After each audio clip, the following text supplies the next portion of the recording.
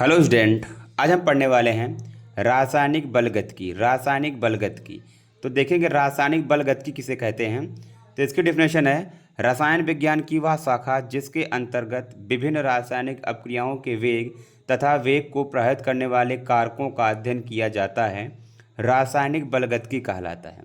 यानी रासायनिक बलगतिकी में हम क्या करते हैं, अपक्रियाओं के वेग तथा वेग को प्रभावित करने वाले कारक जैसे कि ताप, सांद्रता और उत्प्रेरक, इन सभी का अध्ययन करते हैं हम किसमें, रासायनिक बलगतिकी में।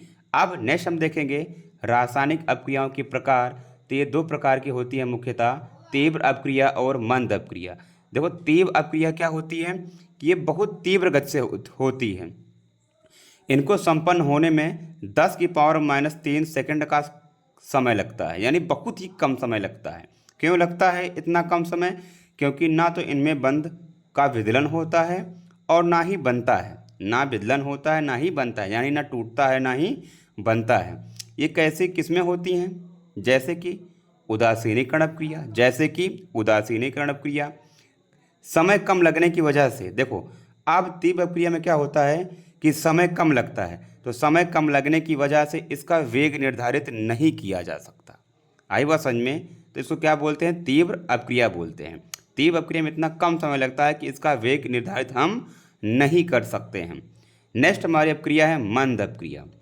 ये अपक्रियाएं कुछ मिनट या घंटों में संपन्न होती हैं। मंद अपक्रिया कैसे होती है? ये कुछ मिनट या घंटों में संपन्न होती है। इनके वेगों का प्रायोगिक निर्धारण संभव है। यानी मंद अपक्रियाओं के वेग को हम निर्धारित कर सकते हैं। इसमें आबंध टूटेगा और आबंध बनेगा, इसलिए इनके वेग को हम निर्धारित कर सकते हैं। तो उसको क्या बोलेंगे हम, मंद अपक्रिया बोलेंगे। अब नेक्स्ट हमारा है रासायनिक अपक्रिया का वेग।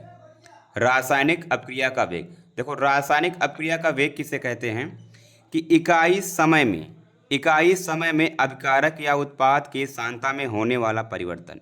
यानी इकाई समय में अभिकारक या उत्पाद की सांद्रता में होने वाला परिवर्तन उस रासायनिक अपक्रिया के वेग या दर को दर्शाता है। यानी अपक्रिया का वेग बराबर क्या होगा, अभिकारक या उत्पाद की सांद्रता में परिवर्तन। अपक्रिया के वेग बराबर क्या होता है, अभिकारक या उत्पाद की सांद्रता में परिवर्तन। अब बटे में क्या होता है कि परिवर्तन जितना समय लिया गया हो, यानी प्रयुक्त समय। अभिकारक या उत्पाद की सांद्रता में परिवर्तन बटे में क्या है, प्रयुक्त समय। यानी इतने समय में यह अपक्रिया, मतलब इस अभिकारक या उत्पाद की सांद्रता में परिवर्तन हुआ। उसके बाद इसका मात्रक क्या होता है? इसका मात्रक होता है mole litre inverse second inverse. इसका मात्रक क्या होता है, mole litre inverse second inverse होता